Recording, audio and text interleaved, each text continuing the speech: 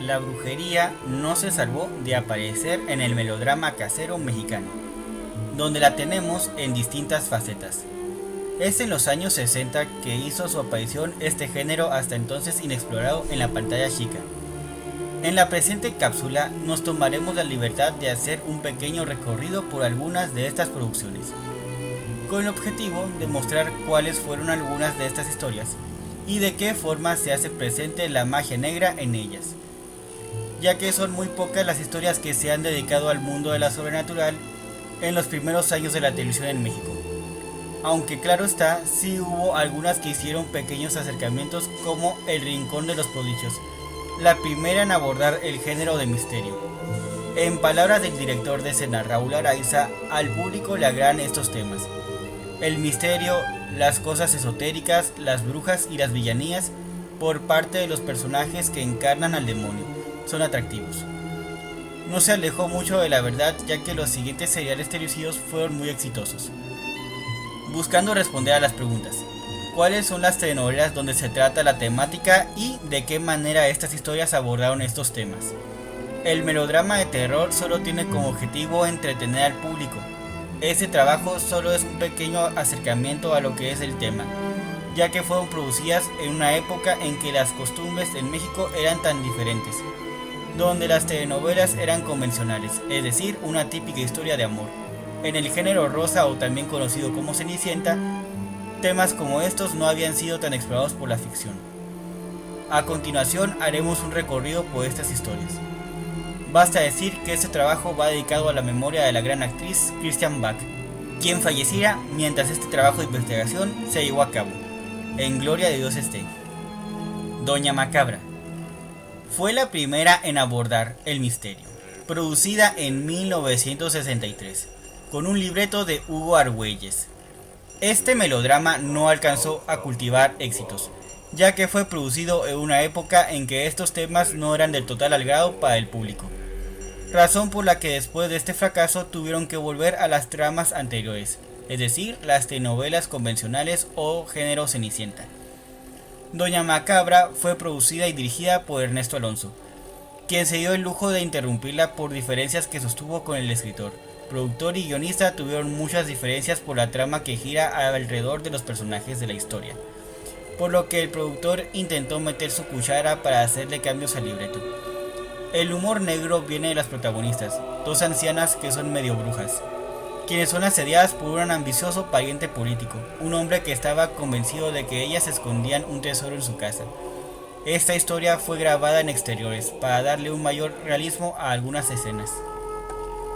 El Maleficio, producida de febrero de 1983 a abril de 1984, el cual trató temas esotéricos y supersticiones, con un telón de fondo sobre la corrupción del poder del México de los años 80. Un complejo trabajo escrito por la pluma de Fernanda Villeli.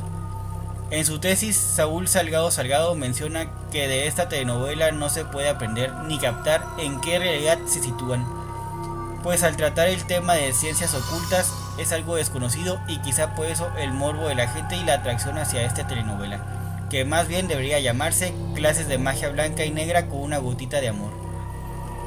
La historia estuvo compuesta por 320 capítulos, incluyendo locaciones en la ciudad de Oaxaca y Cancún.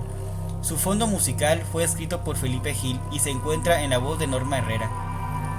Desde el punto de vista de la misma autora, el éxito de la telenovela se debe a que rompió con una barrera de censura en torno a la brujería. Todos los fenómenos parapsicológicos que se tocaron en El Maleficio están aceptados y probados científicamente en el Instituto Parapsicológico de Londres. La telenovela liga todo este pensamiento mágico del mexicano con una trama amorosa. Según Florence Toussaint, El Maleficio es un intento de Televisa de cautivar a los incautos y de fomentar el pensamiento mágico por medio de tecnológicos maleficios visuales. Es la historia de un millonario que tiene que mantener unida a su familia y cumplir con los deseos del demonio. Es en esta historia donde Ernesto Alonso encontró a su personaje más emblemático, Enrique de Martino, quien tiene un contacto directo con el Señor de las Tinieblas. Sus ojos le cambiaban de color cuando cometía un acto de brujería. La personalidad del personaje muestra una máscara de fealdad y cinismo. La misma Fernanda Villeli comentó que la idea para el maleficio surgió un día que Ernesto Alonso y ella se encontraban cenando en casa del segundo, donde después de varios intentos por encontrar una historia para que él regresara a la televisión, llegó el momento en que los dos estaban ya cansados, decidieron dejarlo por la paz y continuar el día siguiente. Es cuando cenaban, que se da el descubrimiento del proyecto, al momento de que Villeli le comenta al señor Alonso que él le inspiraba un papel de villano. Cerca de ellos se encontraba una pintura de un soldado de la insurgencia, y al verla, un poco en broma le comenta: tu papel va a ser el de un brujo de la Inquisición al que quemaron y tiene una reencarnación. Don Ernesto le contesta: esta idea me gusta, siendo así como surge el maleficio. El periodista Alejandro Galán, en su programa Momentos de Telenovela, agrega sobre dicho cuadro: muchos opinan sobre el origen del cuadro que protagonizó esta historia, que fuera comprado en Italia. El parecido con Ernesto Alonso era tal que cualquier leyenda pudo haber sido cierta y nadie lo habría puesto en duda, sirviendo para ponerlo como el retrato del brujo. La historia narra la vida de Beatriz Almanza, interpretada por Jacqueline Andere, quien se casó muy joven y es abandonada, por lo que tiene que luchar para sacar adelante a sus dos hijos. En su soledad conoce a Álvaro Rojas, encarnado por Arsenio Campos, quien se había divorciado de una mujer con una enfermedad mental. Curiosamente, esta mujer se recupera de su enfermedad y Álvaro decide regresar con ella. Decepcionada y triste, en un viaje Beatriz conoce a Enrique de Martino, quien hábilmente comienza a conquistarla al mostrarle su apoyo y un amor sin límites. Finalmente ella cae ante sus encantos, con lo que contraen matrimonio. Ambos personajes ocultan ciertos rasgos sorpresivos, singulares y sostienen creencias apasionadas por las artes oscuras. Hacemos un punto y aparte para mencionar que ambos actores hicieron un dúo bastante completo y elegante. Cargado de madurez, ambos personajes estaban cargados de un sadomasoquismo. Conforme va avanzando el melodrama, nos damos cuenta de que De Martino es en realidad un hechicero, bajo la fachada de un empresario corrupto, cínico y frívolo, quien ha amasado su fortuna gracias a las malas artes, acudiendo constantemente a brujos, especialmente con Teodora, quien rendía culto a un ente diabólico, al cual denominaba Bael, el cual se manifestaba a través de un cuadro que Enrique guardaba celosamente en su oficina. Ponía en peligro la vida de Beatriz, quien invocaba a Dios para protegerse y defender a su hija, interpretada por Erika Buenfil. Varios de los personajes de la trama hacen comentarios al respecto del protagonista. Por ejemplo, Nora Valdés, una mujer alcohólica interpretada por Norma Herrera, quien fue la primera esposa de Enrique, lo describe así en el segundo capítulo de la trama. Entonces ignoraba que él tenía pacto con el demonio. Algún día usted verá que es un demonio. La fraternidad a la que De Martino pertenece requiere de que él elija un sucesor entre sus hijos, que debe ser más despiadado que él mismo. Al final decide quién será su sucesor: Juanito, hijo de Beatriz, su nueva esposa. Pero no contaba con que Ricardo, el padre del niño, llegaría a rescatarlo, rehaciendo su vida con la madre de los niños y lejos de la maldad de este hombre. En cuanto a Jorge y Raúl, sus dos descendientes legítimos con la suficiente maldad no corren mejor suerte. El primero es asesinado por la misma magia para la que trabajaba, y el segundo pierde la razón por completo. Por su parte, los únicos herederos de buenos sentimientos de Enrique de Martino viven sus vidas felices. Damián Juárez, el gemelo perdido de Raúl, forma pareja con la psicóloga Patricia Lara, mientras que César vive en compañía de Alma. Vicky, hija de Beatriz, se queda con su bebé, que fue producto de la violación de Jorge. Nora, la primera pareja de Enrique, se recupera de su alcoholismo, que fue provocado por su mala influencia desde que estuvieran casados. Finalmente, este villano derrotado encuentra su muerte entregándose a las llamas que incendian su mansión, invocando a Bael con su perro infernal al lado, un fantasma perruno que fungía como su guardián. Después de hacer toda clase de maldades, decide regresar al infierno, cruzando una puerta que es resguardada por un rabioso mastín. Esta fue una escena impresionante para su tiempo, ya que el fuego lo rodea hasta consumirlo. El diabólico ser solo alcanza a decirle al animal: "Gracias, vigilante", antes de ser devorado por las llamas. Curiosamente desconocemos si el personaje muere o si en realidad se retiró al más allá. En el plano final vemos como lo único que queda intacto es un misterioso retrato al cual le siguen brillando los ojos como si fueran brasas. Luis Gabriel Saldívar Rivero señala que debido a la ambigüedad de este final, más de uno supuso una segunda parte que la empresa productora olvidó por no estar dentro de sus políticas de aquellos años. Existe una serie de datos curiosos que hablan de sucesos sobrenaturales que pasaron mientras se filmaba este proyecto. Muchos actores usaban escapularios o medallas como protección en la grabación, ya que un misticismo peculiar rodeó esta producción. Tal era el caso de Patricia Reyes Espíndola, quien seguía el ritual de colocar dulces en el set para evitar contratiempos como sucedía a otros actores. Por el éxito de esta producción fue exportada a otros países. Sufrió de censura en Chile, ya que en la trama varios personajes mencionan la idea de hacer negocios mal habidos con aquel país, razón por la cual el melodrama dejó un malestar político. Curiosamente, luego de que dichos personajes le dieran varias vueltas a la idea, optaron por no ejecutarla, debido a la dictadura por la que el país estaba pasando en aquel entonces. Finalmente fue transmitida en ese país a finales de 1983 por el canal 13 de la Universidad Católica de Chile, pero solo fueron emitidos un par de capítulos. Es hasta varios años después que fue emitida de forma completa. Fue la primera telenovela en abordar el tema del lavado de dinero y narcotráfico en su argumento.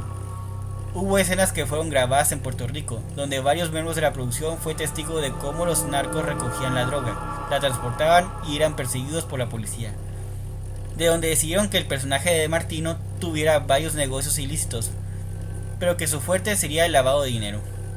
Para las escenas grabadas en Puerto Rico, contrataron un ballet de jóvenes estudiantes para una escena donde Enrique haría una limpia. En la grabación, el señor Alonso, vestido de blanco, estaba sentado en una silla de madera y alrededor de él bailarían los estudiantes. En un momento dado tendrían que tomar una gallina y cortarle la cabeza, para después bañarlo a él con la sangre. Fue bastante la impresión al momento de filmar esta escena porque estos estudiantes verdaderamente parecían poseídos, razón por la cual dicha escena nunca vio la luz. Por el éxito cosechado con esta historia, se creó una segunda parte, pero no para la televisión, sino para el cine, El Maleficio 2, la cual fue un fiasco. Solo duró 4 semanas en cartelera. El maestro Alfredo Gudini menciona que, en plena proyección, el pueblo se mofó de las actitudes de Alonso, más de los trucos baratos del Maleficio 2, y de los desajustes mentales de Enrique de Martino, un personaje que le dio bravos en telenovela y silbidos en el cine. El Maleficio 2 tuvo mucha publicidad en TV y radio. Se trataba de una segunda parte, no de una síntesis de todos los capítulos. El extraño retorno de Diana Salazar. En 1988, Lucía Méndez le dio vida a una de las mujeres más inolvidables y míticas de las telenovelas, en El extraño retorno de Diana Salazar. En la producción se trataron temáticas como la reencarnación y la telequinesis, ya que la misma protagonista posee dichos poderes, así como Irene del Conde, villana de la historia, encarnada por la actriz Alma Muriel. La historia comienza en Zacatecas el año de 1601. Es la vida de doña Leonor de Santiago, una bella mujer que vive ilusionada por contraer matrimonio con don Eduardo de Carvajal, sellando su compromiso con un retrato de ella luciendo un relicario. También vive preocupada pues posee extraños poderes que teme sean descubiertos. Lucrecia Treviño, una despechada y desalmada hechicera, intentará separarlos por todos los medios. La boda se lleva a cabo, pero su felicidad se ve truncada cuando esta villana aparece acusándola de poseer poderes sobrenaturales. Leonor, nerviosa, hace que los candiles se muevan y haya un ligero temblor. Eduardo se atreve a defenderla, pero el nuevo inquisidor, quien se encontraba presente en aquel evento, al ver todos estos sucesos, los condena a morir en la hoguera. Al no resistir el haber perdido a su ser amado, de Santiago huye a las montañas, donde se cuelga de un árbol. 3 siglos después, Diana Salazar vive esta condena una y otra vez a través de sus sueños, sin imaginar que pronto conocerá a Mario Villarreal, de quien se enamorará perdidamente como 300 años atrás. Poco a poco va descubriendo sus poderes de la mano de Omar Santelmo, su psiquiatra, encarnado por Alejandro Camacho, quien le ayuda a buscar respuesta a sus poderes sobrenaturales. Sin embargo, Lucrecia Treviño, su enemiga del pasado, había encarnado en Irene del Conde, quien se hacía pasar como su psiquiatra para manipularla y quitarle el amor de Mario, reencarnación de Santiago. Los hechos paranormales no dejan de suceder. A través de unos documentos históricos es como descubrimos que las personas con las que sueña Salazar sí existieron. Hay un cuadro llamado La Dama de Negro, quien en realidad es Irene. Esta lo roba llevándolo a un anticuario para eliminarla, sin saber que con el tiempo sería reconocida por la protagonista como la causante de toda su desgracia. En cierta ocasión, Diana con sus poderes descubre en el bolso de Conde una pistola, pero cuando la policía la registra, ella se vale de otra de sus trampas para parecer inocente. Llegado el momento en que Salazar tiene que hablar con Villarreal sobre su reencarnación, ella es Leonor de Santiago y él Eduardo de Carvajal. Una noche, la pareja acude a Zacatecas, debido a una llamada anónima que les hicieron. Al llegar al lugar lo reconocen como donde sellaron su amor en su vida pasada. Ahora es una propiedad abandonada y desolada, sin saber que fue una trampa de su enemiga quien los citó ahí para terminar con ellos, sacando un arma asesina a Mario, después de lo cual le apunta a la protagonista, quien comienza a sufrir de una transformación. Al recibir el tiro sus ojos se tornan amarillos, y con sus poderes hace volar a la villana por los aires, poniéndole fin a su vida al clavarla en una estaca. La línea del tiempo vuelve a su origen y vemos cómo Leonor y Eduardo pueden salvar sus vidas y continuar con su romance, siendo ahora de Santiago quien tiene las continuas pesadillas de horror al ser separado de su ser amado en un tiempo y lugar desconocido. Sin duda dicho sueño contenía su historia futurista. Dicho de otro modo, el final de El extraño retorno de Adriana Salazar explica todo lo paranormal como un sueño de la protagonista. Después del éxito que este melodrama casero logró en México, se transmitió en más de 35 países, causando la parálisis en las actividades cotidianas en el público televidente. El serial televisivo también abordó la corrupción de los grandes emporios industriales, en este caso, los laboratorios farmacéuticos.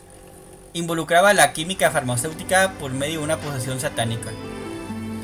El periodista Alejandro Galán menciona sobre dicha historia.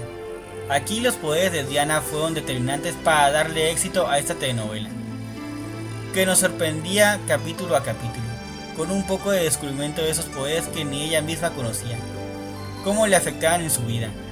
A quienes no se nos erizaba los cabellos al ver que los ojos de Diana se habían puesto amarillos. Un dato curioso es que Lucía Méndez estaba embarazada mientras protagonizaba esta telenovela, por lo cual la mayor parte de la historia se la pasó en close-up, para ocultar su embarazo. A pesar de esto, la historia fue bastante vanguardista, por lo que pocos la entendieron, y sí, sufrió de muchas críticas. Entre los personajes más entrañables, o como diría el maestro Alfredo Houdini, quienes robaron cámara, son los personajes de Jordana, interpretado por Patricia Reyes Espíndola, la doctora Irene del Conde, interpretado por Alma Muriel, y por supuesto Omar Santelmo, interpretado por Alejandro Camacho. En 2020, esta teleserie volvió a ser retransmitida en la televisión mexicana, una telenovela bastante visionaria para su tiempo, que, valiéndose de los recursos de su época, creó una superproducción con un tema que para aquel entonces era demasiado arriesgado. Un tema muy adelantado a su tiempo, la reencarnación. Abrázame muy fuerte. Producida del 2000 al 2001, a pesar de que la brujería no es la temática principal, se hace presente en El exorcismo de Raquela, interpretada por Roxana San Juan, lo cual se da durante los capítulos 96 y 97, en el transcurso del cual ella sufría una serie de convulsiones, comenzando cuando la mujer le dice a María del Carmen de una forma muy macabra que ella no es su madre. Después la muchacha llorando le dice a Cristina que su mamá parecía estar embrujada. El padre Moisés pide a Cristina y a María del Carmen que lleven a Raquela al médico, y si no hay ningún trastorno, entonces la lleven a la iglesia para que le practiquen un exorcismo. Más adelante, Carlos Manuel comenta que el sacerdote le dijo que pediría permiso a la diócesis de Villahermosa para practicar un exorcismo. Llegado el momento, la mujer poseída intenta huir al ver que le hace frente al padre Bosco, quien la libra del demonio. Después de este episodio satánico, ella menciona: me duele todo el cuerpo, me siento mareada, no me acuerdo de nada, como si hubiera estado dormida, o en otra parte, teniendo por toda respuesta una medalla de San Benito, que el párroco le regala diciendo que le protegerá del mal. Dichas escenas contaron con excelentes efectos especiales, donde la iglesia sufrió muchos destrozos. Por lo fuerte de la temática, fue cortada de varias de las retransmisiones posteriores. Inclusive el tema no fue tocado en lo que fue la adaptación de la historia, Que te perdone Dios, yo no, estrenada en el 2015. Dicho sea de paso, el personaje del padre Bosco fue encarnado por Ernesto Alonso, sellando con esta su última actuación en las telenovelas mexicanas.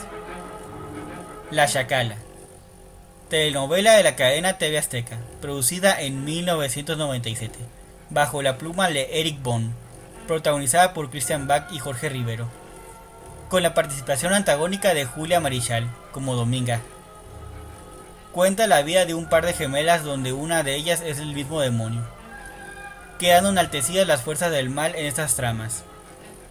Este melodrama contó con la actuación protagónica de Christian Bach en el papel de ambas hermanas.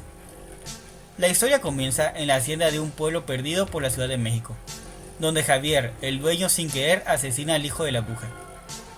Al salir de cacería le dispara a un venado que ante sus ojos se convierte en hombre. Los sirvientes de la finca arrojan el cadáver por un barranco, aconsejándole a su amo que se olvide del incidente. El fantasma del difunto, de nombre Simón, va en busca de su madre, suplicándole que vengue su muerte. Dominga se presenta en la propiedad del señor, donde bajo una misteriosa lluvia con truenos y relámpagos lanza una maldición sobre él y su familia, en la cual tendría 2 hijas gemelas, pero una de ellas sería el demonio con piel humana.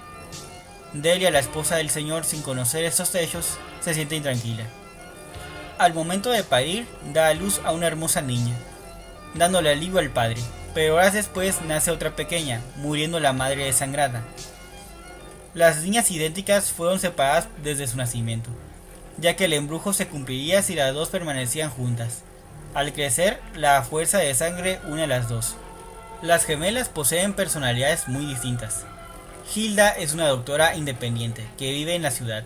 En cambio, Liliana es una frágil inválida que reside en la hacienda.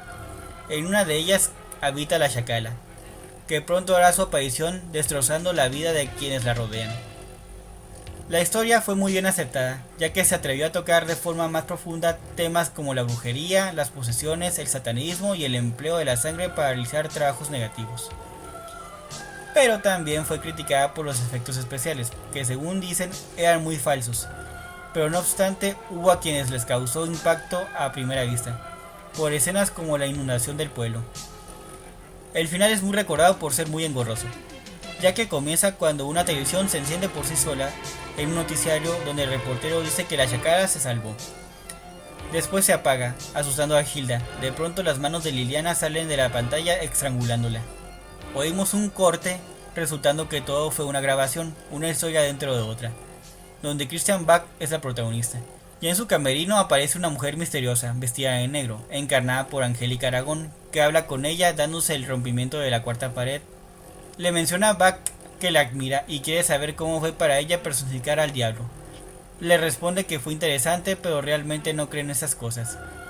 Durante todo ese tiempo, Aragón está sonriendo, divirtiéndose con su ignorancia. Pregunta: ¿no crees que el mejor truco del diablo consiste en hacer que la gente crea que no existe? Después de mencionarle a Christian que es bella, se va, sin esperar respuesta. Esta se asoma por la ventana, ve cómo se acerca un coche, de repente un hombre y una mujer vestidos de blanco aparecen de la nada. Abren la puerta del coche para que Angélica suba. Esta lo hace, no sin antes voltear a mirar a la actriz, sonriéndole socarronamente. Se pone sus gafas de sol y se mete. La histrión sigue mirando por la ventana con una mirada confusa en su cara. Se aparta y aparece la palabra fin. Un dato curioso es que esta historia fue cambiada de canal y de horario en varias ocasiones, ya que las temáticas que tocó fueron muy fuertes para el público de entonces. Es el primer melodrama de misterio que esta televisora aborda. La siguiente historia fue producida hasta el 2012, La mujer de Judas. En la grabación llegaron a ocurrir eventos sobrenaturales. Hay una anécdota que habla de un extra que controlaba una carreta de utilería, quien fuera hallado muerto bajo circunstancias misteriosas. Fue un suceso periodístico difícil de explicar, provocando que los actores utilizaran escapularios y rosarios. Consideraciones finales. Estos melodramas han sido bien recibidos por los televidentes. Sin lugar a duda, estas historias mostraron temas que normalmente eran intocables en la televisión, y que cuando los productores se atrevieron a hacerlo, tuvieron que enfrentarse a las críticas y muchas veces a la censura. Una vez que lograron superar esto, el público aceptó las propuestas. El Maleficio fue una intrigante historia policíaca, llena de corrupción y engaños, la cual impactó al país. Fue la primera vez que se hablara en el serial televisivo de un grupo sin precedentes, los narcos satánicos. Gracias a su caracterización de Enrique de Martino, Ernesto Alonso fue reconocido como uno de los grandes íconos de las telenovelas mexicanas. Además de contar con el contacto en directo de Enrique de Martino con el Señor de las Tinieblas, mostrando con ello el lado siniestro de un personaje, un hombre con complejidades psicológicas que denuncian una mente literaria de primera línea, quedando demostrada su unión con la oscuridad por frases suyas tales como esta que menciona en el segundo capítulo. Muchas veces es preferible la ignorancia a la seguridad de que procedamos de un demonio. A veces nos puede llevar hasta el fondo del infierno. Se dice que mientras se grababa el serial televisivo dentro de los foros pasaron cosas raras. El óleo del brujo fue apodado el incolgable, ya que se caía de manera continua. La luz se iba constantemente en el set, por lo que hay quienes dijeron haber visto siluetas en la oscuridad. La producción de Carlos Telles hizo de El extraño retorno de Diana Salazar un hecho sin precedentes en la televisión mexicana. A lo largo de sus 200 episodios, los efectos especiales jugaron un papel primordial, sin imaginar que unos pupilentes inmortalizarían a Lucía Méndez en el mundo de las telenovelas. Nunca se podrá olvidar cuando el señor telenovela hizo su participación especial en Abrázame muy fuerte, encarnando a un párroco exorcista. Hasta la propia actriz Rosana San Juan se asustó al grabar estas escenas, asegurando que se concentraba en Dios porque realmente tenía miedo. La Chacala fue la primera historia en enaltecer más las fuerzas del mal en lugar de las del bien, dentro de una trama. Dado que al público no gustaban estos temas, por lo que uno se pregunta, ¿por qué el público rechaza la brujería, el esoterismo y la magia negra? La respuesta es simple, porque al ser desconocidos y poco comunes en los melodramas, y al ser una nación católica, los temas pueden llegar a asustar. Aún así, el género de horror sobrenatural gustó en los televidentes, en los cuales tuvimos como telón de fondo la corrupción del poder de grandes emporios industriales. Los primeros 2 seriales televisivos fueron producidos en una época en que México sufría una declinación económica, por lo que también quedaron estos hechos plasmados en ambas historias, pero siendo abordadas de una forma en que pudieran ser reflejadas en ellas.